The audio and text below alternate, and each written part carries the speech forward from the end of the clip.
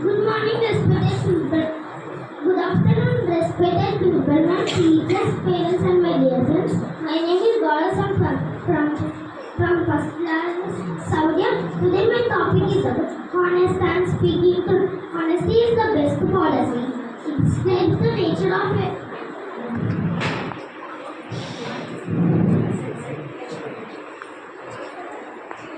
honesty is a moral value. Honesty is telling the truth. It makes the person good human being. It also improves the personality of a person. Everyone should be honest. Honesty is the best policy. It describes the nature of a person. Everyone, it makes the person morally equal.